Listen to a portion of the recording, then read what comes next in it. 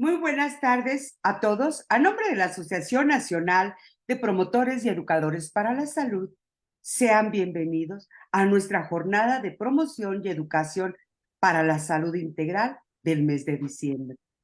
Ahora sí, cerrando el año 2023. Y bueno, la Asociación Nacional y el Grupo de Prevención y Vigilancia de Infecciones de Transmisión Sexual del Instituto Nacional de Salud Pública, en conjunto con el Instituto de Investigaciones Psicológicas de la Universidad Veracruzana, nos hemos unido para crear la Semana de Concientización sobre el VIH del 4 al 8 de diciembre, en conmemoración del Día Mundial de la Lucha contra el VIH, que fue el 1 de diciembre.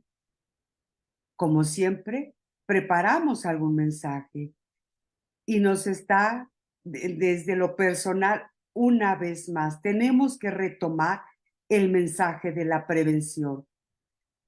Tanto el grupo, los médicos, los doctores especialistas en enfermedades respiratorias nos están hablando de una epidemia de influenza, altos índices de enfermedades, influenza, gripa, resfrío, neumonía y COVID-19. Y tenemos que volver a promover el autocuidado y las medidas de prevención mínimas que por simple y sencillas tal vez las olvidamos. ¿Cuáles son estas? El lavado de manos constante, pero recuerda, si no tienes jabón y agua a la mano, usa gel antibacterial. Ventilar los espacios de tu hogar y de tu trabajo. No tocarte los ojos, la nariz, la boca con las manos sucias. Practicar el estornudo de etiqueta. Cuidado con el cambio brusco de la temperatura. Busca la vacuna de la influenza y de la COVID-19, pero sobre todo el uso del cubrebocas que lo dejamos a un lado en lugares cerrados con poca ventilación, y si tú andas en transporte público, usa el cubrebocas. Y yo les vuelvo a recordar y les hago esta pregunta. ¿Recuerdas la pandemia de la COVID-19? ¿Recuerdas qué te enseñó esa pandemia? ¿Recuerdas por qué nos sacudió? Y bueno, para iniciar este tema, el tema de hoy, en esta gran semana, hoy, población migrante y VIH y diversas capas de válgame, ya se me trabó la boca. Bueno, pero para tocar este tema, le damos la bienvenida nuevamente a una gran investigadora que en lo personal en AMPE nos ha enseñado mucho, hasta nos ha inspirado todo lo que ella es y todo lo que ella hace. Y es la doctora Antonia Herrera Ortiz. Ella es licenciada en biología por la Escuela de Ciencias de la Universidad Autónoma del Estado de México. Cuenta con una maestría en ciencias bioquímicas por el Instituto de Biotecnología de la UNAM y tiene un doctorado en ciencias de la salud pública en área de concentración en enfermedades infecciosas por parte del Instituto Nacional de Salud Pública. Es investigadora en Ciencias Médicas C del Centro de Investigaciones sobre Enfermedades Infecciosas en el Instituto de Salud Pública y es miembro del Sistema Nacional de Investigadores SNI 1 y es miembro del Colegio de Profesores de Enfermedades.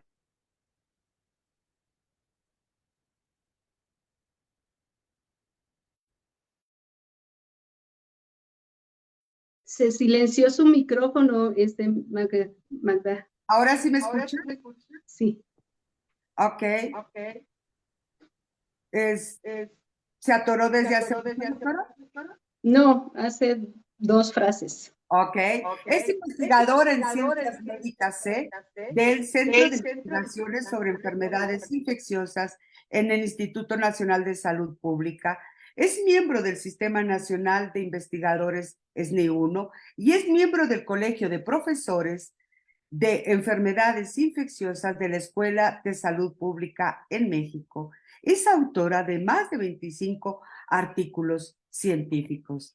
Es directora de tesis a nivel de licenciatura y posgrado, áreas de interés, salud sexual, diagnóstico y prevención de VIH-Sida en infecciones de transmisión sexual, epidemiología molecular de enfermedades infecciosas, desarrollo e implementación de biomarcadores para diagnóstico poblacional, respuesta inmune, óxido nítrico y enfermedades. Doctora Antonia Herrera Ortiz, bienvenida a ANPES. Gracias por estar con nosotros y abrir estos trabajos de la semana. Al contrario, buenas tardes, Magali, buenas tardes a todos. Agradezco la invitación que nos han hecho a esta semana de presentación de esta serie de seminarios en torno al Día del VIH, un día muy importante porque sabemos que es una lucha que hemos tenido desde hace muchos años, desde que apareció esta epidemia. Entonces, creo que en este marco es muy importante el que se estén realizando este tipo de eventos y agradezco mucho la invitación. Entonces, como ya se mencionó, título de la charla es Población Migrante y VIH, diversas capas de vulnerabilidad. Y bueno, para empezar, quiero aclarar que las opiniones presentadas a lo largo de la siguiente presentación son únicamente responsabilidad de la autora y no reflejan necesariamente los criterios ni la política de la institución donde labora. Asimismo, quiero declarar que no tengo ningún conflicto de interés con ninguna empresa o compañía y por lo tanto, bueno, puedo hablar con ustedes libremente. ¿Qué es lo que vamos a ver durante esta charla? Bueno, primeramente, para ponernos en contexto, vamos a ver qué es lo que es el VIH. Les voy a dar algunos datos y cifras mundiales, regionales y locales, no muchos para no aburrirlos. Asimismo, vamos a hablar de cuáles son los grupos más vulnerables frente a esta epidemia, un poco de lo que es el concepto de migración, igualmente unos datos y cifras, y cómo está en México referente a este contexto de migración. Ya para entonces entrar de lleno a lo que es el VIH y las infecciones de transmisión sexual en el contexto de la migración en México, y cuáles serían los factores que incrementan la vulnerabilidad a estas infecciones. Entonces, para empezar, vamos a decir que el VIH, en la siguiente diapositiva, por favor, es un virus, es el virus conocido como virus de inmunodeficiencia humana. La infección por VIH es una infección incurable, es decir, que una vez que se adquiere va a estar en nosotros el resto de nuestra vida, pero la buena noticia es que existe un tratamiento para controlar el crecimiento o la replicación viral y por lo tanto la progresión de la enfermedad. ¿Qué enfermedad? Pues el SIDA, el síndrome de inmunodeficiencia humana adquirida. Este síndrome es donde el sistema inmunológico decae, no es apto para responder a todas las infecciones y por lo tanto cualquier infección, oportunista o no, puede causar pues efectos deleterios en las personas. Sin embargo, el desarrollo de esta enfermedad puede llevar años, incluso 10 o más, una vez que se ha adquirido la infección. Y esto es bien importante que nosotros lo diferenciemos. No es lo mismo tener VIH que tener SIDA. Entonces, cuando hablamos de que una persona tiene una infección por VIH, a lo que nos referimos es que tiene el virus dentro de su cuerpo. Cuando hablamos de SIDA, nos referimos entonces a que tiene la enfermedad, a que ya es un estado avanzado de la infección y que por lo tanto presenta signos y síntomas. Ahora bien, el virus se transmite principalmente por vía sexual. Sin embargo, esto no implica que no tenga otros modos de transmisión, como que otras como que otros modos de transmisión. Tenemos el intercambio de agujas, o sea, la vía parenteral, que principalmente se da entre usuarios de drogas o durante procesos quirúrgicos, procesos médicos. Puede ser por contacto sanguíneo, entonces, a través también de una transfusión, y existe la transmisión vertical. ¿Qué es esto? Pues no es otra cosa más que la transmisión de una madre embarazada hacia su bebé, hacia su producto. Y esta transmisión puede llevarse a cabo durante el embarazo a través de la placenta o al momento del parto o bien durante la lactancia materna. Entonces, la transmisión vertical tiene estos tres mecanismos. Por la vía sexual, pues la principal causa de que se transmita el virus es tener relaciones sexuales no protegidas. Entonces, esto hay que considerarlo. En la siguiente diapositiva les muestro algunas cifras, algunos datos de cómo es en el contexto de la pandemia o de la epidemia de VIH, cómo estamos alrededor del mundo. Estas son estadísticas que se sacaron hace un año, no han cambiado mucho. Sin embargo, para el año 2022 teníamos aproximadamente 39 millones de casos de VIH acumulados alrededor del mundo. Sin embargo, la buena noticia es que las personas, como pueden ver en el segundo grupo de barras, las personas con acceso a terapia pues han incrementado. De estos 39 millones que estaban infectados alrededor del mundo en 2022, 29.8 estaban en tratamiento antirretroviral. Y esto pues nos ayuda a mantener el nivel de virus bajo, indetectable, y por lo tanto un estado saludable de las personas con la infección. También en los siguientes grupos de barras podemos observar los nuevos casos que se han presentado en el año 2000, 2010 y 2022, y lo que podemos ver es que ha disminuido el número de casos que se han adquirido, así como el número de fallecimientos debidos a la infección por VIH. Sin embargo, pese a las buenas noticias, pues no podemos cantar victoria, porque 1.3 millones de casos todavía son, pues, muchos casos, y que la meta sería, pues, 0 casos, ¿no? Entonces, bueno, hay mucho que trabajar. En la siguiente diapositiva ya nos estaremos centrando entonces a cuáles son los datos de esta epidemia a nivel regional.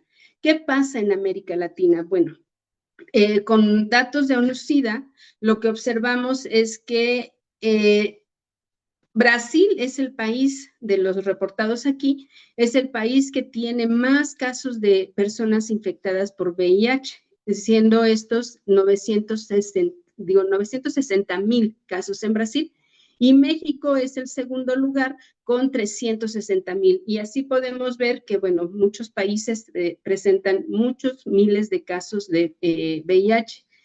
En la parte de arriba ustedes pueden ver una comparación entre lo que se presentó en 2021 y comparado con 2010, y lo que podemos ver es que en algunos países se ha incrementado el número de casos nuevos hasta en un 57%, como es el caso de México, y hay países en los que el incremento es menor, como en el caso de República Dominicana, donde tiene solo 4% más de casos, y países como Venezuela, que reporta 2% de casos menos en 2021 con respecto a 2010. Ahora bien, ya de manera local, lo que podemos observar es que en México, en la siguiente diapositiva, lo que podemos observar es que en México, esos 360,000 casos o más de 360,000 casos que se han presentado, vienen desde 1983 u 86, ya no veo, donde se presentaron los primeros 67 casos que se reportaron en México. Y vemos año tras año cómo se han ido acumulando hasta llegar a los 365,000 y más de casos que tenemos de VIH reportados en México. Y algo que llama la atención es que cuando vemos o estratificamos por sexo, en la siguiente tablita se observa que los hombres representan hasta el 86% de los casos. Entonces, lo que podemos decir es que es una epidemia focalizada. En la siguiente diapositiva, lo que les muestro es quiénes son los más afectados. Ya vimos que los hombres son un grupo muy afectado, al menos en nuestro país. Y lo que se ha observado, no solo en México, sino alrededor del mundo, es que el VIH afecta de manera desproporcionada a ciertos grupos poblacionales que la Organización Mundial de la Salud les denomina grupos de población prioritarios. Entre estos grupos prioritarios tenemos principalmente a los hombres que tienen relaciones sexuales con otros hombres, a mujeres transgénero y a trabajadoras sexuales. Se dice que en América Latina estos tres grupos de poblaciones prioritarios representan más de la mitad de las nuevas infecciones que se presentaron en 2017 y 37% de estas infecciones en estos grupos se presentaron en la región del Caribe.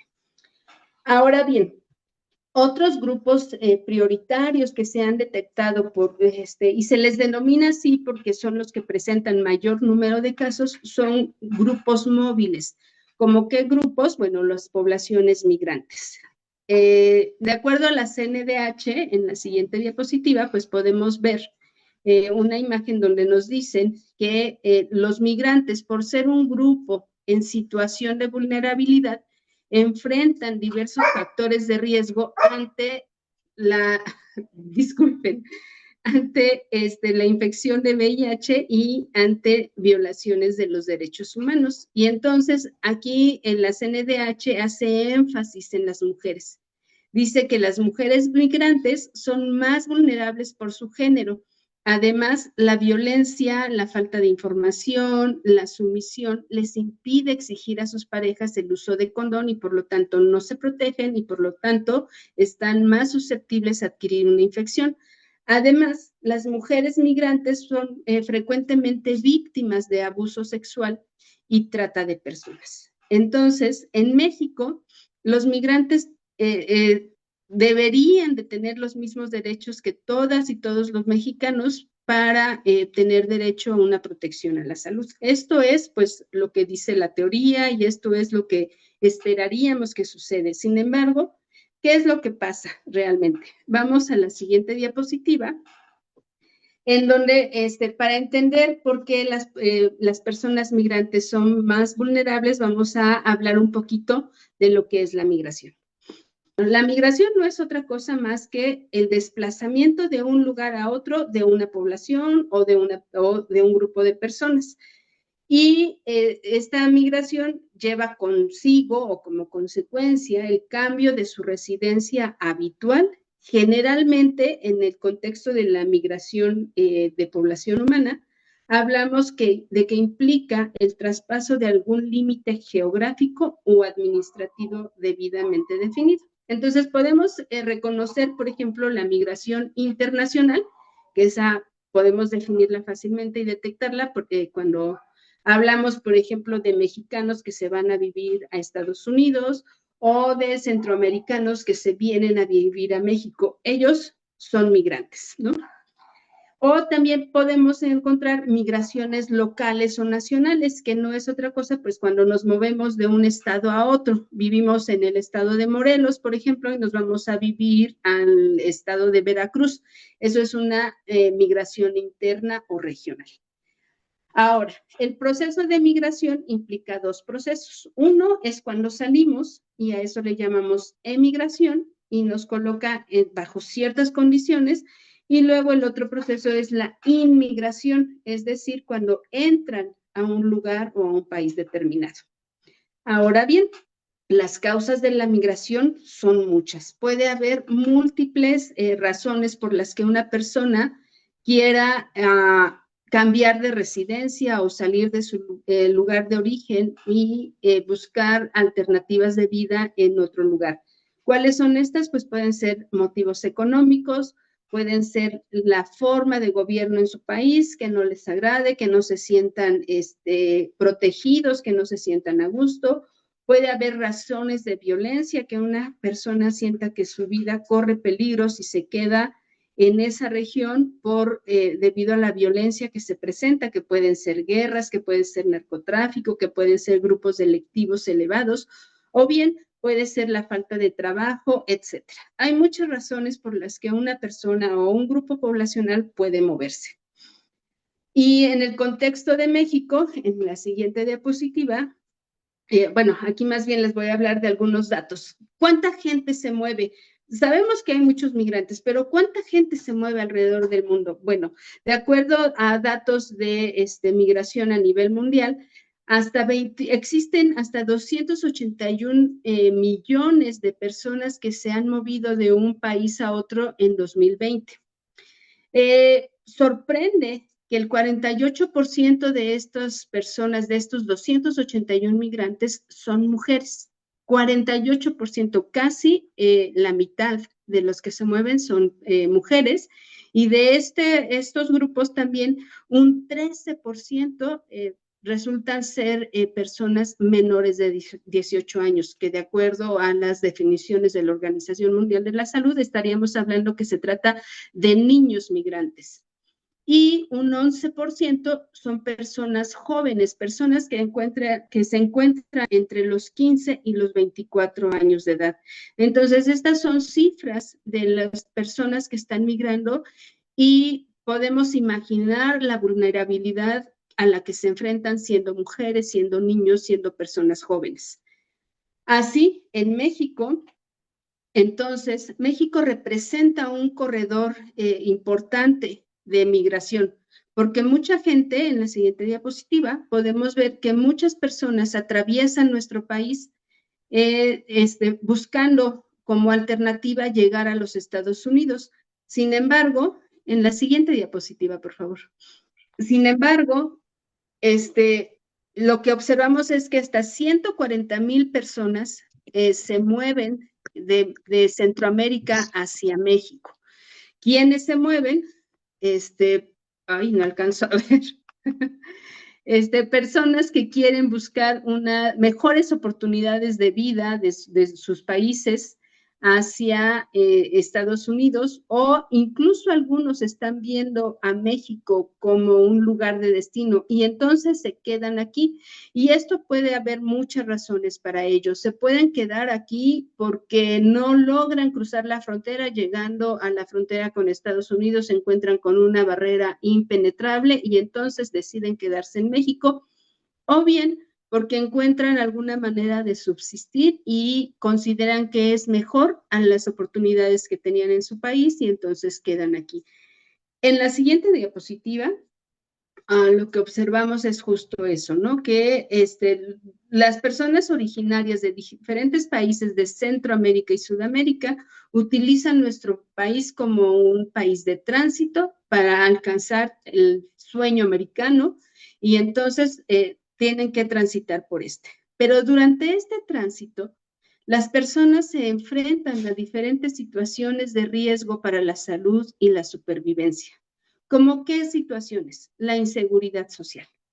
Situaciones como abuso de autoridad, como violencia sexual, tráfico de personas, así como carencias en materia de salud, es decir, no hay un bajo acceso a los servicios médicos básicos, incluyendo los servicios de salud sexual y reproductiva, así como la desigualdad económica, dado que a veces los migrantes no tienen suficientes recursos como para llevar a cabo todo este tránsito a lo largo de nuestro país, tienen que recurrir a acciones como la mendicidad, o el intercambio de sexo por su supervivencia, o bien actividades como el sexo comercial.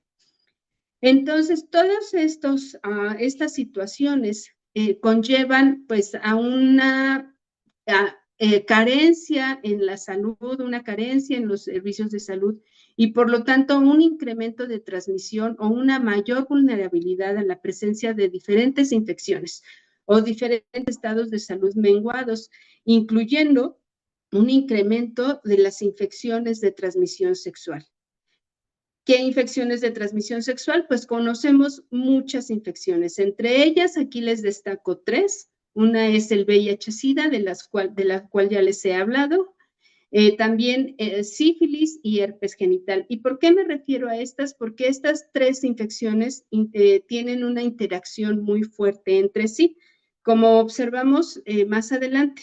En la siguiente diapositiva les pongo justamente lo que son estas 3 infecciones. El VIH, como ya lo mencionamos, causa el SIDA, es una infección incurable y se asocia a poblaciones clave o poblaciones prioritarias, como son los hombres que tienen sexo con hombres y las mujeres trans. Ahora bien, tenemos otro microorganismo que es una bacteria, la bacteria Treponema pallidum, y esa es una bacteria causante de sífilis. Sífilis es una enfermedad curable y actualmente, aunque se cura muy fácilmente con penicilina, se ha observado que es una enfermedad que está reemergiendo, no a nivel población general, pero sí en poblaciones clave o poblaciones prioritarias, justamente como lo son las que son prioritarias para VIH, hombres que tienen sexo con hombres y mujeres trans. Finalmente, también les estoy mostrando aquí otra infección de transmisión sexual asociada al VIH, como es el herpes genital. Este es un virus también incurable. Una vez que adquirimos esta infección, queda para toda la vida.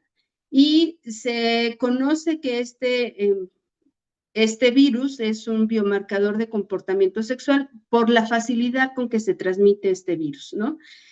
Además, estas 3 infecciones comparten características como que son de transmisión vertical, no solo son infecciones de transmisión sexual, sino que se transmiten de madre a hijo, causando el VIH y sífilis congénitos, así como el herpes neonatal.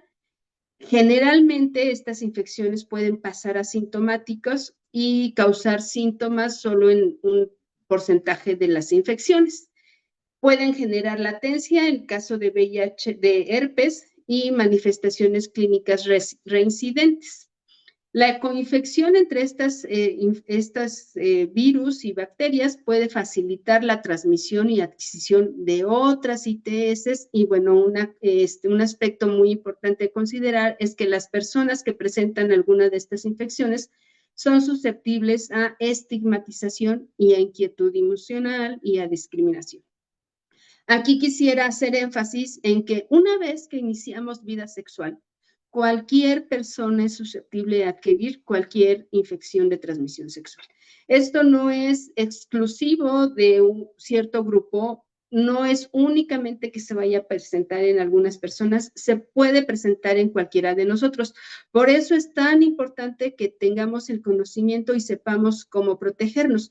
Sin embargo, sí hay grupos que pueden ser más vulnerables que otros, pero insisto, no es una infección exclusiva de algún grupo en particular. En la siguiente diapositiva, lo que les voy a mostrar es un poquito de un estudio que realizamos justamente en población migrante. En este estudio, lo que teníamos como objetivo era determinar los factores asociados a la presencia justamente de estas 3 infecciones, VIH, Treponema pallidum y virus del herpes simplex, causante del herpes genital. Y como población de estudio, seleccionamos a migrantes que se encontraban en tránsito en la ciudad de Tapachula, en Tapachula, Chiapas, durante el periodo de octubre 2021 a septiembre 2022. Elegimos Tapachula porque, como ustedes saben, pues es una de las fronteras principales de entrada de migrantes de Centroamérica que desean llegar a los Estados Unidos. Entonces, este es un lugar clave para poder estudiar y poder tener acciones de prevención en poblaciones migrantes. Los objetivos particulares, pues, es encontrar justamente determinar cuántos de los migrantes que están entrando a nuestro país presentan infección por cualquiera de estas 3 infecciones y qué características, tanto demográficas como de estilos de vida, se asocian a la presencia de estas infecciones en los individuos. Para llevar a cabo este estudio, en la siguiente diapositiva les muestro brevemente cómo diseñamos o cómo llevamos a cabo nuestra estrategia experimental. Nos fuimos a Tapachula, invitamos a participar a personas que estaban en 3 albergues, para migrantes, en 3 albergues donde llegan las personas que desean cruzar nuestro país y pernoctan durante una semana o un mes o dependiendo de su situación, pueden estar durante algún tiempo.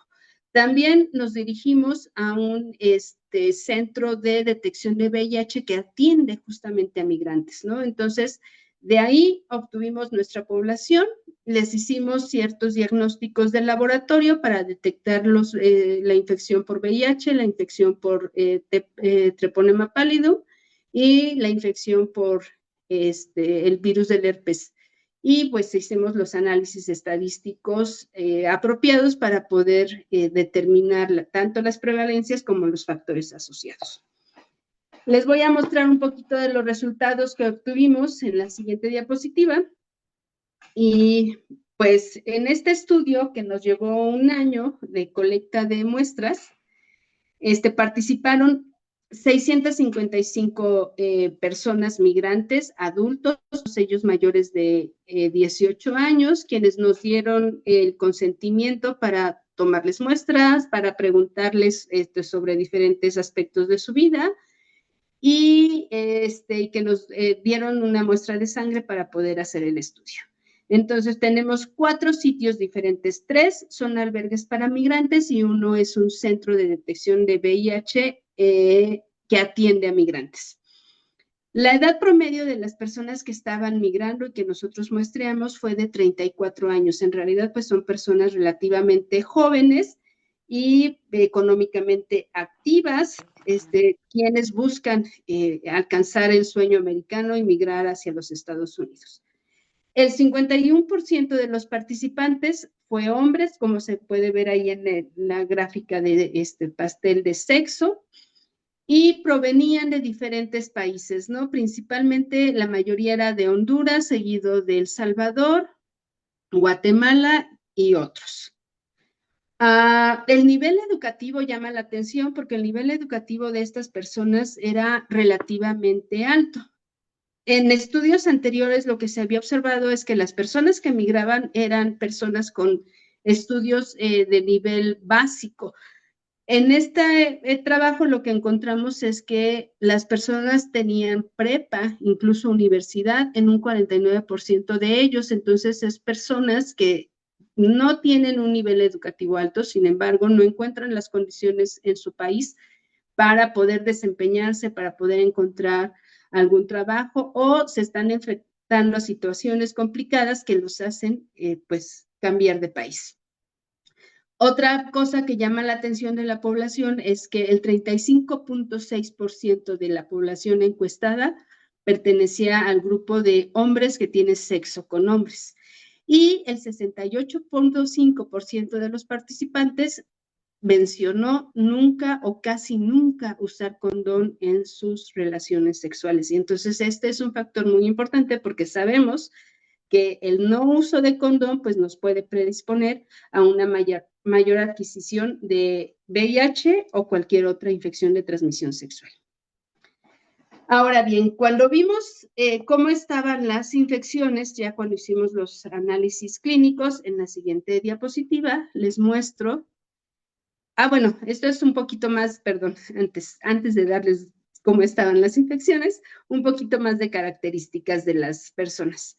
Les decía yo que teníamos albergues y teníamos un centro de detección de VIH. ¿Por qué hago énfasis en esto? Porque si lo pensamos, las personas que van al centro de detección de VIH van porque ya se conocen con algún riesgo, es decir, saben que podrían estar infectadas y por eso buscan hacerse la prueba.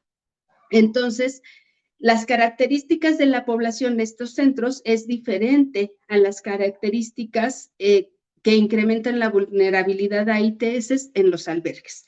Digamos que los migrantes de albergues se asimilan más o se parecen más a lo que sería la población general y los que asisten a un centro de detección de VIH pues tienen unas características que incrementan la vulnerabilidad a adquirir las enfermedades de transmisión sexual. ¿Cómo qué características? Bueno, la mayoría, un buen porcentaje de ellos ya se había realizado la prueba antes de buscar esta última en el centro de detección. Un 42% en el centro de detección de VIH versus un 20% en los albergues, es decir, los de centro de diagnóstico ya se sienten más vulnerables y ya han buscado anteriormente hacerse una. La mayoría de los participantes de albergues tenían una sola pareja sexual, a diferencia de los de centro de detección, que el 55% tenía 2 o más parejas. Sabemos que el número de parejas sexuales, a mayor número de parejas sexuales, puede haber mayor posibilidad de adquirir una infección de transmisión sexual. Asimismo, las relaciones sexuales con el mismo sexo fue mayor en el centro de diagnóstico de VIH que en los albergues, y el tipo de relaciones sexuales anal también se presentó más entre los del centro de diagnóstico.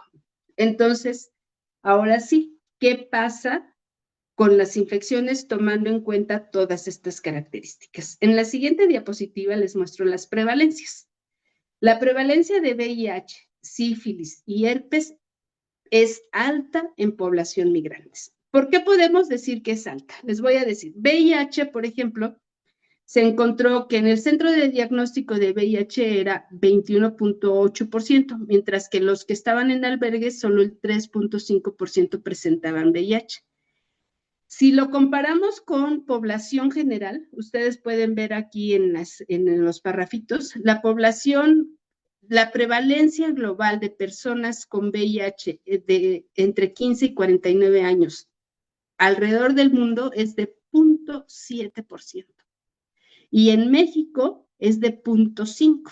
Lo que estamos observando tanto en albergues como en el centro de detección de VIH, pues es muchísimo mayor a lo que se presenta a nivel global. Y lo mismo podemos observar con sífilis, un casi 25% en el centro de detección de VIH versus el 4.5% en albergues, pero que si lo comparamos con los datos que da la OMS de sífilis activa es de un 0.5% en México, digo, alrededor del mundo más bien, y 0.92% en la región de las Américas.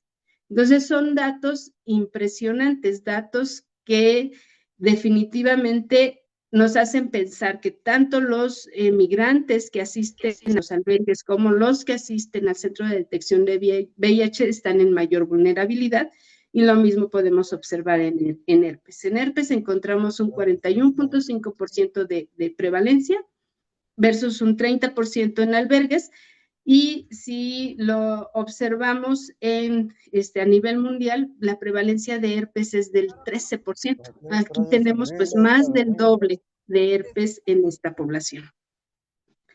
Ahora bien, ¿qué pasa si lo comparamos por grupos, clave o prioritarios? En la siguiente diapositiva lo estratificamos de esta manera. La población migrante, como la dividimos en diferentes grupos. Las mujeres en grupos, pues por su prevalencia a presentar o la probabilidad a presentar a las infecciones de transmisión sexual. Entonces tenemos a las mujeres, a los hombres cis, es decir, hombres que se identifican como hombres y se sienten hombres. Tenemos a los hombres que tienen sexo con hombres y tenemos a la población trans, que esto es básicamente son hombres que se identifican como mujeres. ¿Qué es lo que observamos? Que tanto los HSH o los hombres que tienen sexo con hombres como la población trans tiene una mayor prevalencia de estas tres infecciones. Como ustedes pueden observar en las gráficas, los HSH presentan un 28% de VIH, 39% de sífilis y 39% de herpes. Mientras que la población trans presenta un 28.6% de VIH, 42.9% de sífilis y 66.7% de herpes. Esto pues llama mucho la atención, o sea, las poblaciones tanto de hombres que tienen sexo con hombres como población trans son más vulnerables a la adquisición de VIH, y si ustedes se dan cuenta, las grafiquitas están en dos colores, Y lo que esto significa es, los que están en azul vienen de los centros, del Centro de Detección de VIH, y los que están en naranja son de albergues. Entonces, la mayoría se concentra en el Centro de Detección de VIH, personas que de por sí ya se saben vulnerables a la infección. En la siguiente diapositiva, lo que quiero mostrar es algunos de los factores demográficos, clínicos y de comportamiento sexual que se asociaron a la presencia de estas infecciones en los migrantes. Y para no aburrirlos con tanto número que vemos aquí, lo que sí quiero que vean es lo que está con las estrellitas. O sea, en el caso de VIH, ser hombre, haber sido diagnosticado previamente por alguna ITS y pertenecer al centro de detección de VIH incrementa la probabilidad de presentar anticuerpos contra VIH, mientras que para sífilis es tener relaciones sexuales con el mismo sexo y haber presentado o ser positivo a herpes genital. Como ya les habíamos comentado, pues las coinfecciones incrementan la posibilidad de adquirir otras infecciones. Y los factores asociados a herpes genital fueron ser hombre, ser mayores de 40 años, a personas que tienen relaciones con el mismo sexo y haber presentado sífilis o VIH también. Entonces, como ustedes pueden ver, pues hay factores muy bien definidos para cada una de estas infecciones. ¿Qué es lo que pasa en el entorno de la migración? En la siguiente diapositiva, les muestro factores que incrementan la vulnerabilidad a adquirir el VIH. Estos no son resultados nuestros, sino son resultados previamente publicados por otros grupos de investigación. Y aquí, este grupo de investigación lo que resalta es la falta de uso de condón. Los hombres no acostumbran el uso de condón dentro o fuera de su marco social. Salen, migran y piensan que las personas con las que tienen relaciones sexuales no los van a contagiar, los perciben sanos, regresan con sus esposas y tienen relaciones sexuales no protegidas, y entonces la cadena de transmisión se incrementa. Entonces, la falta de uso de condón es uno de los factores, y entonces tendríamos que estar incidiendo en la educación de la prevención. En la siguiente diapositiva les muestro otros de los factores, que es la discriminación, la migración y el VIH. Las personas migrantes de por sí son discriminadas en el trayecto o cuando se encuentran en otros países. México no es la excepción. Aquí en México nos quejamos de la discriminación hacia nuestros connacionales en otros países, particularmente en nuestro vecino. Sin embargo, también aquí actuamos de manera discriminante con los migrantes que pasan, que vienen de Centroamérica. Se les trata a veces mal, no se les dan las oportunidades, y entonces aquí hay un dato que no alcanzo a ver, pero habla de las personas que han sido privadas de su vida durante el tránsito por nuestro país. Y por otro lado, las personas que presentan la infección por VIH u otra ITS también suelen ser discriminadas. En esta encuesta, donde se les preguntó en 2006 si tendrían algún inconveniente de tener en su casa o en su trabajo a una persona con enfermedad de SIDA, aunque el 76% dijo que no, hubo un 14% que dijo que sí tendría un inconveniente. Entonces estamos hablando que un 17%, un 14% discrimina a las personas, o lo discriminaba en 2006. ¿Qué pasa cuando se les hizo esa pregunta más adelante en 2012? Pues no se ha avanzado, de hecho se retrocedió. Cuando se hizo la misma pregunta, hubo un 17% de personas que dijo, sí, sí tengo problema con estar en contacto con una persona con SIDA. Entonces, esto nos habla de factores que incrementan la vulnerabilidad de las personas por factores sociales, como es la discriminación. En la siguiente diapositiva, entonces, tomando en contexto todo lo que les he mencionado, deberíamos de ser conscientes que los migrantes deben de tener acceso a los servicios de salud. Sin embargo, aunque México es un país que por ley, en la Ley General de Salud, menciona que todas las personas que se encuentran en el país tienen derecho a recibir de forma gratuita la prestación de servicios públicos de salud, medicamentos y demás insumos, la realidad es que muchas veces no se tiene. En la siguiente diapositiva les muestro algunos resultados de otro trabajo que se enfocó particularmente en mujeres, en donde se les preguntaba si si buscaban atención para la salud en algún centro de salud. Y lo que se observa en la gráfica, que no veo otra vez, es que muchos no están. Sí, sí, Magali.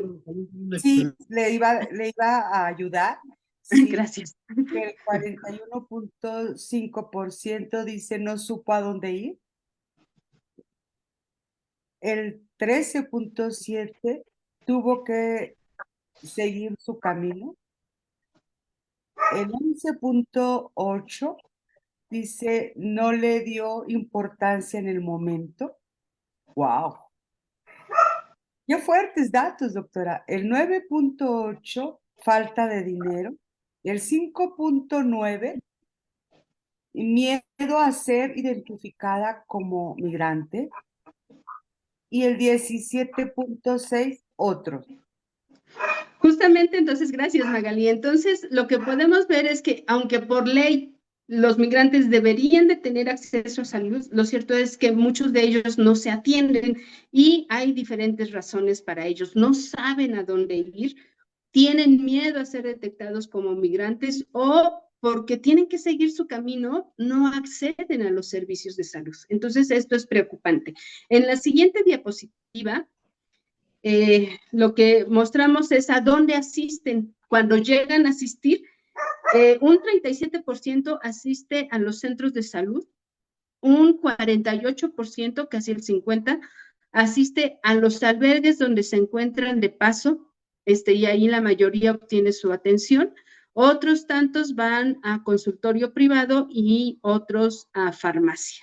Sin embargo, cuando se les preguntó si el personal de salud se refirió a ellos de una forma inapropiada por su condición de migrantes, en los centros de salud públicos encontramos un 9% de respuesta positiva, o sea, de respuesta donde los migrantes se sintieron incómodos o agredidos por el personal de salud.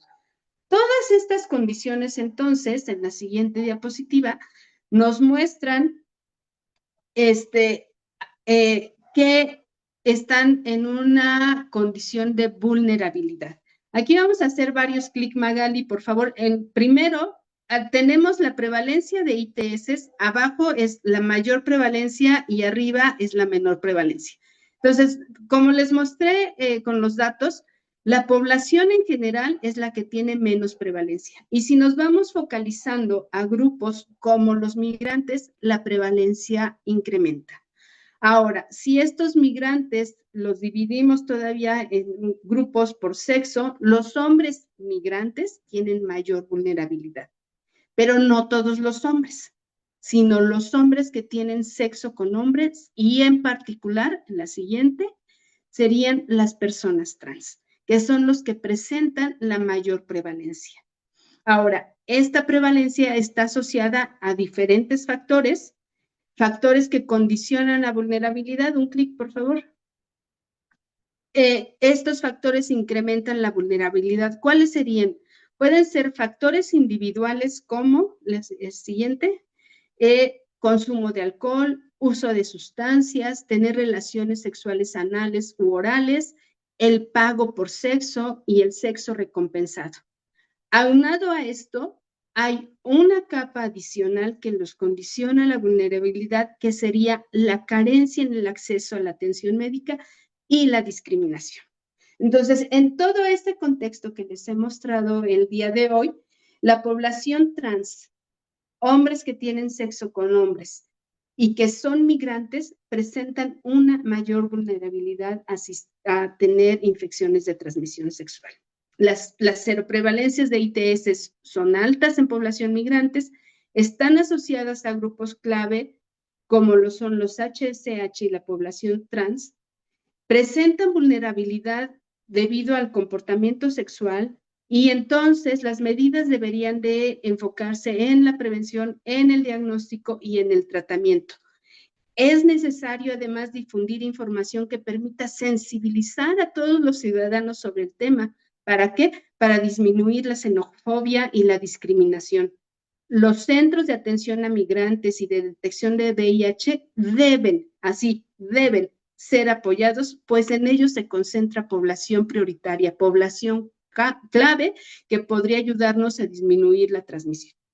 Finalmente, quiero dejarles en mente esta frase que el doctor Luis Loures, director ejecutivo de ONU-SIDA, mencionó hace unos años. Lo que importa es la falta de inclusión y la discriminación generalizada. Está claro que no podemos acabar con la epidemia del SIDA, de VIH-SIDA, si no nos preocupamos y nos ocupamos, diría yo, de las necesidades de los grupos de población clave. Pues con esto termino. Agradezco mucho su presentación. Aquí el grupo de trabajo de investigación en infecciones de transmisión sexual y los apoyos que hemos recibido para llevar a cabo estas investigaciones. Quedo abierta a preguntas. Wow, doctora, muchísimas gracias. Veo que no tiene aquí su correo electrónico, doctora, ¿en dónde lo Yo no le puse. No lo puso, estaba buscándolo para que se quede. Ahorita se los comparto en un mensaje aquí en el chat. Sí, por favor, doctora, porque tenemos ahora sí preguntas y comentarios por todas las rutas que contamos y les recordamos que en AMPES tenemos un número para mensajes y comentarios, es 52 más 55 87 92 46 58. Empezaron a llegar hacia nuestra sala de Zoom. Vimos por aquí algunas preguntas y comentarios. Si alguno de las personas que nos acompaña esta tarde desea hacer la pregunta abiertamente, le abrimos el micrófono. Verónica, ¿quieres hacer uso del micrófono? Adelante. Hola, buenas tardes. Soy la doctora Verónica Ruiz, trabajo en la Clínica Especializada Condesa. Y bueno, mi pregunta es concretamente, vi que daba como uno de los lugares a los que van a atención los migrantes como centro de salud, una de las principales opciones que tienen, pero no sé si les preguntaron si en centro de salud efectivamente les estaban dando tratamiento antirretroviral. Porque hasta donde yo sé, Sensida solamente da tratamiento antirretroviral a través de Capacit. Es muy difícil obtener tratamientos antirretrovirales fuera de los Capacits, entonces esa es mi pregunta. Sí, efectivamente a veces cuando tienen alguna situación de salud, diarreas, otras situaciones de salud, sí van a los centros de salud, pero creo, es mi pregunta, que no les dan tratamiento antirretroviral, específicamente para VIH. Gracias, doctora. Felicidades por su ponencia. Muchas gracias, doctora Vero. Tiene toda la razón. Tratamiento antirretroviral pues está en manos de solo los centros de salud especializados. Y no siempre los migrantes tienen acceso a los tratamientos. Sí se les preguntó si estaban tomando tratamiento antirretroviral. Una de las preguntas que se les hacía era si se sabían con VIH y algunos no sabían que tenían y algunos sí sabían, fueron confirmados con nuestros estudios de laboratorio, y otros que decían que no tenían o que no sabían, pues sí fueron detectados como infecciones nuevas, digamos. Y no en todos los casos estaban recibiendo tratamiento. Y bueno, como ya mencioné, a veces no se acercan a los centros de salud, a veces si van con un coyote, por ejemplo, con las personas que los transportan, no les permiten ir a los centros de salud, entonces no tienen su tratamiento antirretroviral disponible, los que ya se saben, ¿no? Y las infecciones nuevas no son detectadas.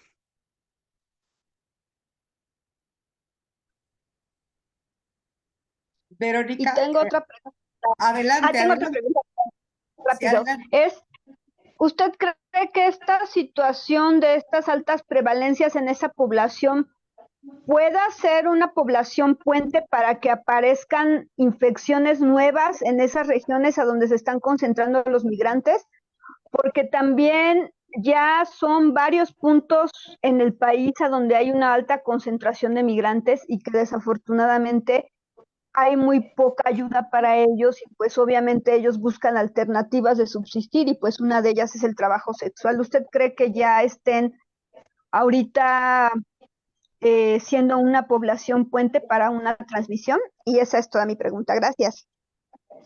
Excelente pregunta, doctora Vero, muchas gracias. Definitivamente es un riesgo que se corre. O sea, al estar las poblaciones con estas prevalencias altas y dado que el sexo recompensado o el sexo comercial es una de las maneras de sobrevivencia de estas personas, pues sí podría ser un puente. No quiero decir que sean ellos la causa, porque podríamos estar hablando de estigmatización. Sin embargo, es un riesgo que se puede correr.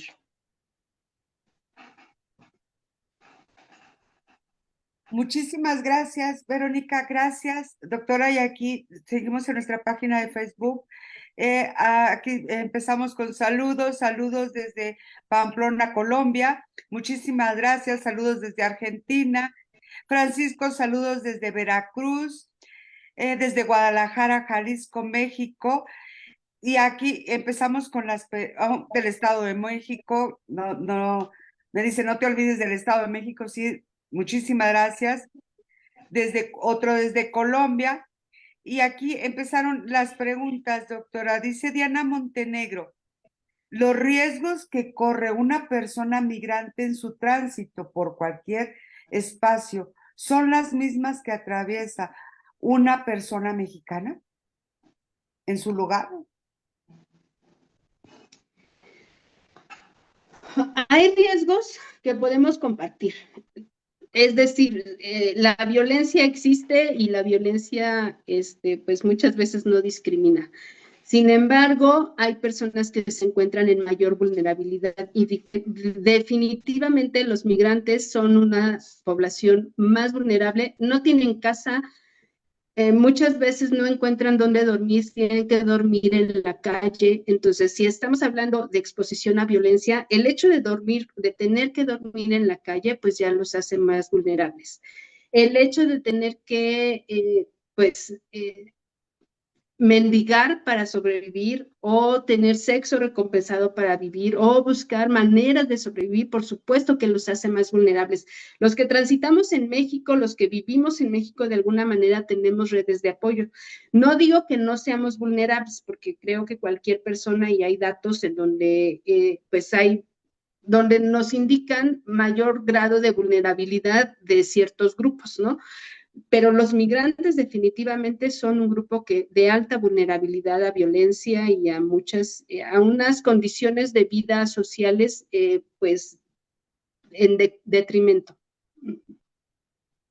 Muchísimas gracias. Aquí Martínez Yare, en nuestra página de Facebook, dice que si se le acusa a los migrantes de traer el VIH-Sida.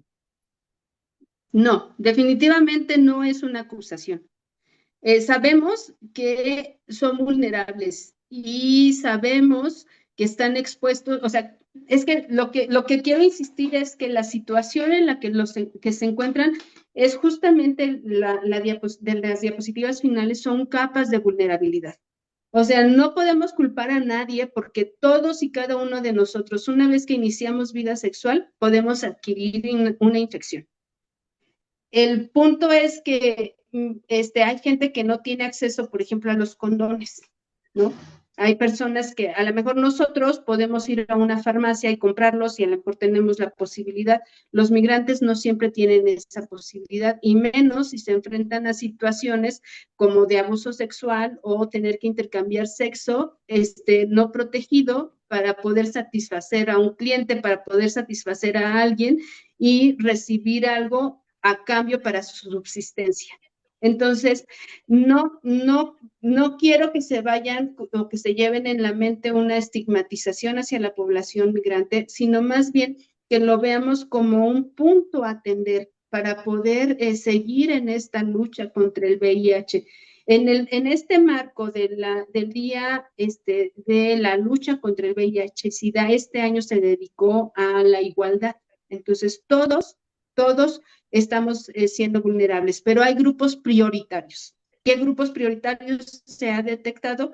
Hombres que tienen sexo con hombres, mujeres trans, trabajadores sexuales, personas migrantes. Entonces, debemos enfocarnos en ellos, no para estigmatizarlos, no para culparlos, sino para ayudarles a prevenir, para buscar acciones específicas en estos grupos y poder cortar la transmisión. Muchísimas gracias, doctora. Aquí a nuestro número de celular comenta: doctora, muchísimas gracias, excelente su presentación, su ponencia. Y mi pregunta es, ¿una persona portadora del VIH, al tener relaciones sexuales con otra, puede transmitirle el virus? Sí, definitivamente sí. El VIH es una infección de transmisión sexual y por lo tanto se transmite durante las relaciones sexuales. Lo que no significa que en una relación sexual se va a transmitir, o sea, la probabilidad va a depender de muchos factores, ¿no? La carga viral que tenga, el tiempo de exposición, la propia vulnerabilidad individual, la respuesta inmune, el estado de salud, o sea, el que se dé una transmisión depende de muchos factores, pero sí, durante una relación sexual se puede transmitir. Me está mandando otra vez, es una mujer, y dice, eso quiere decir que si una persona, un hombre, te dice que es portadora, solo portadora del VIH, y no hay problema si tiene contacto sexual contigo, ¿está mintiendo? Sí. Como les decía, depende de muchos factores. O sea, ahorita uno de los problemas que se están presentando es con las terapias profilácticas o la exposición el tratamiento pre-exposición. Hay varias cosas. Una es que los que están tomando tratamiento antirretroviral, cuando les dicen tienes carga viral indetectable, piensan que no tienen el virus. Pero carga viral indetectable significa que el aparato con el que se midió no es capaz de detectarlo, no que no haya en el cuerpo virus. Claro que entre menos virus haya, pues menos probabilidad de transmitirlo, pero nunca va a ser cero. Entonces, cuando a los individuos que tienen una infección por VIH les dicen, tienes carga viral cero, indetectable, no les están diciendo carga viral cero. Simplemente no pudieron contar cuántas copias de virus había, pero virus hay. Y la única forma de no transmitir es el sexo protegido, con condón, básicamente. Muchísimas gracias, doctora. Le voy a ceder los micrófonos a mi compañera Areli. Areli, adelante. Gracias, doctora. Gracias, doctora. Bueno, seguimos con las preguntas de nuestro Zoom y nos preguntan, ¿tienen estadística de cómo impactó el coronavirus en pacientes con VIH? Particularmente, yo no tengo estadísticas. Sí sé que durante la pandemia se detectaron menos casos y no porque hubiera menos casos, sino porque todos los laboratorios y la detección de infecciones se enfocó en coronavirus, o sea, es decir, todos los laboratorios clínicos estaban trabajando en detectar coronavirus y muchas otras infecciones dejaron de detectarse. Pero sí existe evidencia, no puedo dar los datos exactos, sí existe evidencia que el confinamiento llevó al incremento de otras infecciones de transmisión sexual. Ahorita tengo presente sífilis existe evidencia que se incrementó durante la pandemia, seguramente VIH también. Gracias, doctora. Cristian, hola, ¿en pacientes con tuberculosis va de la mano con VIH? Tuberculosis y VIH van muy juntos también. Los pacientes con VIH que no están tratados adecuadamente son más susceptibles a muchas infecciones, entre ellas la tuberculosis. Entonces sí van de la mano también. Ok, Inspiron, ¿cuál es la técnica de biomarcador de comportamiento sexual? ¿Todos podemos hacer ese biomarcador? Cuando hablamos de biomarcadores, nos estamos refiriendo a que detectamos alguna molécula, y esto puede ser una proteína, un anticuerpo o en este caso un virus, algo biológico que nos puede dar indicaciones de algo en particular. Cuando hablamos de que el virus es un marcador biológico de comportamiento sexual, es decir, si yo detecto el virus en una persona, puedo pensar que es susceptible o es más susceptible a tener o tiene mayor probabilidad de presentar otras infecciones. ¿Por qué? Porque este virus se transmite mucho más fácilmente que que otras infecciones, y entonces la probabilidad, cuando una persona ya tiene herpes, pues la probabilidad de que tenga otras infecciones es también más alta. Y a eso le llamamos marcador biológico. Gracias, doctora. Eudis Urbajena, excelente información, muy buena su ponencia, doctora. Felicidades. María García, ¿cuáles son las principales barreras de transmisión materno-infantil en madres refugiadas o migrantes? Y en madres refugiadas o migrantes, bueno, las barreras si me están, me quedé un poquito confusa con la pregunta, pero si me están preguntando cuáles serían los mecanismos para evitar la transmisión vertical en las personas migrantes, particularmente mujeres que se encuentran refugiadas, pues sería lo mismo, el mismo tratamiento que para cualquiera, ¿no? Ver si es posible bajar la carga viral con tratamiento antirretroviral para que no se transmita al producto durante la gestación. En el embarazo, pues las medidas necesarias para evitar la transmisión durante el parto, se preferiría una cesárea a un parto vaginal o un parto normal, y evitar la lactancia si la carga viral es alta, porque el virus se transmite a través de la leche también. Gracias. Sin embargo, las personas refugiadas y migrantes no siempre tienen el acceso a los antirretrovirales, no tienen acceso a un médico donde se les vaya a hacer la cesárea y entonces tienen parto vaginal, y la lactancia luego suele ser pues el mecanismo de alimentar a los bebés porque no tienen acceso para comprar fórmulas, ¿no? Entonces, pues sí se hace un poco más complicado poder controlar esta transmisión. Cami Rosales, saludos, excelente ponencia, doctora. Saludos desde la Clínica Hospital ISSSTE de Ciudad Victoria de Tamaulipas. Almita, excelente plática, muchas gracias desde el Estado de México. Y Camila nos pregunta, ¿cómo ha influido los programas de salud en la población migrante con respecto a VIH?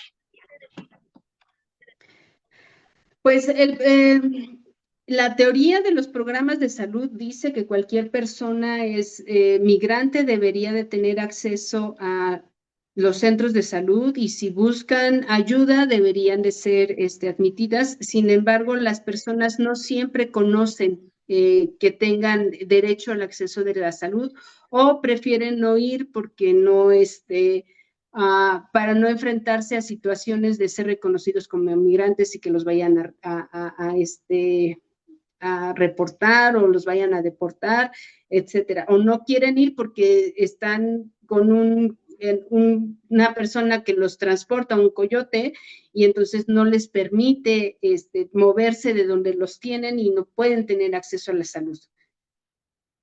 O por recursos económicos tampoco pueden llegar a ellos. Sí, muchas gracias, doctora. Tenemos una manita levantada, Verónica Ruiz, para que hagas uso del micrófono.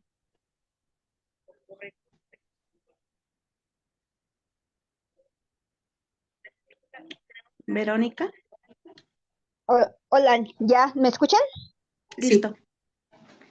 Yo quiero recalcar algo que acaba de decir la doctora Antonia y que es muy importante, que el propósito de estas pláticas, de sacar estas estadísticas, no es acrecentar el estigma que ya de por sí tienen estas poblaciones, sino darles visibilidad de que se requiere una política pública especialmente dirigida a esos grupos.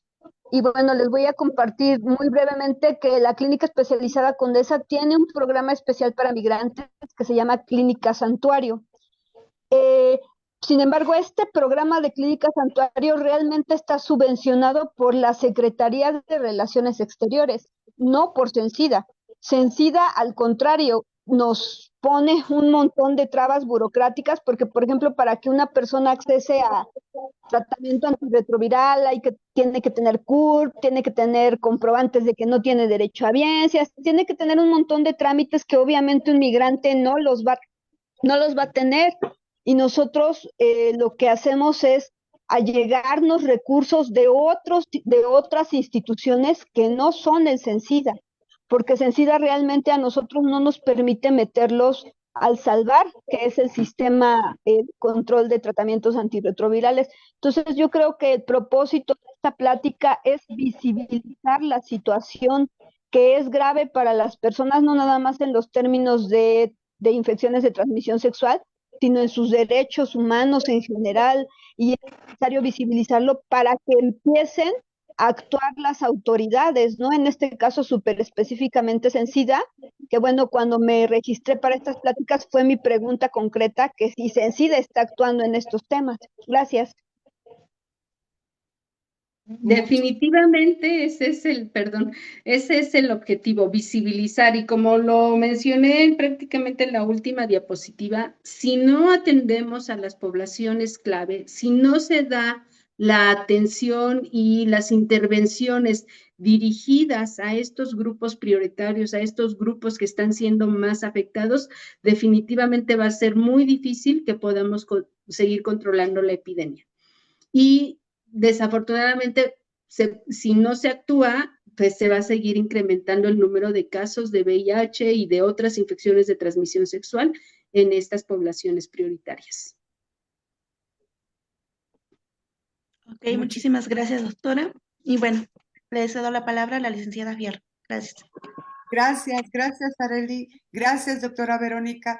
Y aquí tenemos, respecto a su trabajo de investigación, que volvemos a hacer es para los promotores y educadores para la salud, para todo el personal de salud.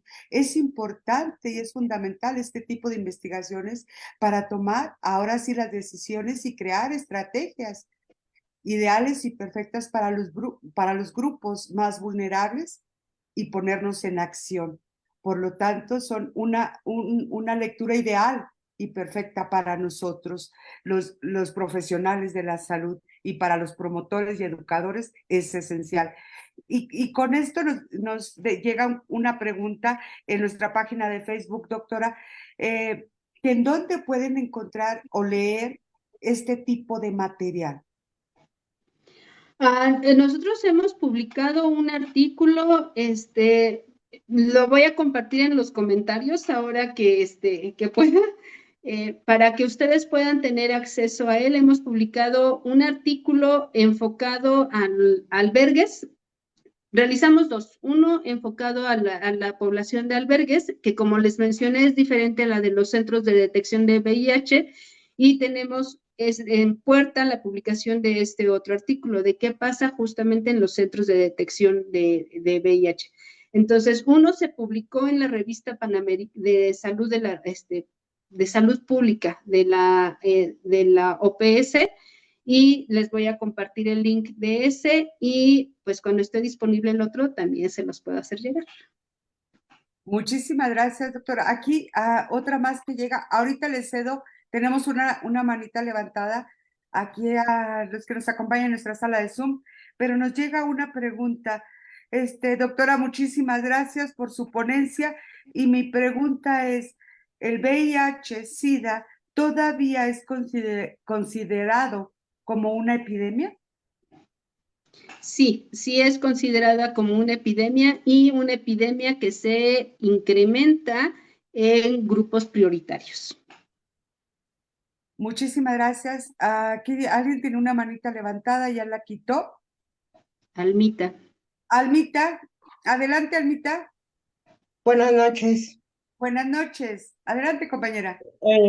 Sí, estaba viendo las estadísticas que tenemos y la epidemia que se vive ahorita y desde que inició lo del SIDA, que pues se ha cambiado mucho porque antes cuando en los 80s que inició, ya a toda la gente se le decía que tenía, que era, bueno, para no discriminar?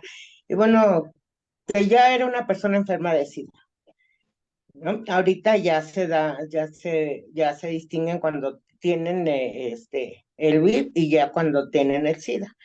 Y realmente nuestra salud y nuestras políticas están muy por debajo para poder controlar eso.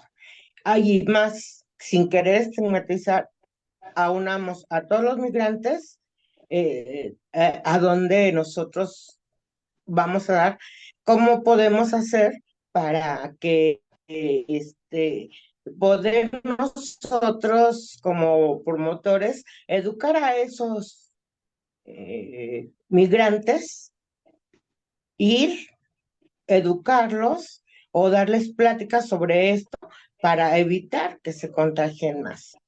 ¿Cómo podemos hacer? Porque pues vemos que sí se restringe mucho, ¿no? En la salud pública y las políticas que tenemos aquí en México. Pues gracias por la pregunta. Es una pregunta muy buena porque es muy compleja de responder. La epidemia, pues tiene muchos factores por los cuales sigue siendo una epidemia. Si bien hemos avanzado ahora, de cuando empezó, ahora ya tenemos tratamiento, ahora ya sabemos cómo detectarla, hay tratamiento y que permite estar a las personas infectadas sanas durante mucho tiempo y desarrollan la enfermedad allá pues 10 años o más, ¿no? Pueden estar viviendo relativamente bien, pero sin duda la infección ahí está, ¿no? Y se sigue transmitiendo. Entonces nos hace falta educación, nos hace falta prevención, nos hace falta diagnóstico. Una vez que diagnosticas a las personas, pues darles el tratamiento adecuado, educarlas para que tomen el tratamiento de manera continua, de manera sistemática y no un día sí, un día no, porque esto genera otros problemas. Entonces, es un problema complejo que requiere respuestas complejas y que requiere que muchos actores estén involucrados de ellas. La educación, sin duda, es un factor muy importante. Cuando se les pregunta a las personas en general, el conocimiento de VIH y SIDA a veces es muy limitado. Piensan que se puede transmitir por mosquito, que se puede transmitir por un beso, o sea, hay muchos estigmas, muchos mitos que todavía se tienen en el contexto de VIH y que ya no deberíamos de tener. Entonces, eso es la educación, otra es pues la no discriminación, que nuestras autoridades, como ya bien lo mencionó la doctora Vero, que nuestras autoridades actúen de manera adecuada, que den la respuesta que se requiere para poder tratar a estas personas que están en mayor riesgo. Y yo creo que eso es una de las cosas más importantes y justo es por eso la relevancia de este tipo de charlas, porque no es un problema que se vaya las acciones no deben de estar generalizadas a toda la población, que eso sería mucho más caro que enfocarnos a grupos que estamos demostrando son más vulnerables. Si nos enfocamos a ellos, sería más económico y más fácil de tratar. Muchísimas gracias, doctora. Aquí hay una más en nuestra página de Facebook, dice Martínez Yaré. Doctora, entonces llegan tarde los migrantes, llegan tarde a la parte preventiva, por falta de acceso de información a la salud? A veces sí, a veces sí. La parte preventiva es protegerse, no tener relaciones sexuales de riesgo, básicamente, ¿no? Entonces, el uso de condón, poder disminuir el riesgo de transmisión, tener relaciones sexuales protegidas, evitar tener numerosas parejas sexuales. Digo, cada quien es libre de ejercer su sexualidad como quiera, y eso también nos debe de quedar claro. Si uno quiere tener una sola pareja, está bien. Si uno quiere tener muchas parejas, pues, o sea, aquí cada quien es libre de ejercer su sexualidad como quiera, pero deben de estar conscientes que cada relación sexual es un riesgo. Y entonces ahí ya depende de uno qué tanto quiere exponerse. Y que cada relación sexual no protegida incrementa el riesgo. Entonces, la primera barrera o la primera acción debería de ser la prevención, el uso de condón imprescindible en toda la relación sexual, en cada relación sexual. No solo cuando pensemos que va a ser de riesgo, sino siempre. Y luego, cuando uno se considera en riesgo, pues buscar la detección y si nos dan un resultado positivo, que se nos dé el tratamiento.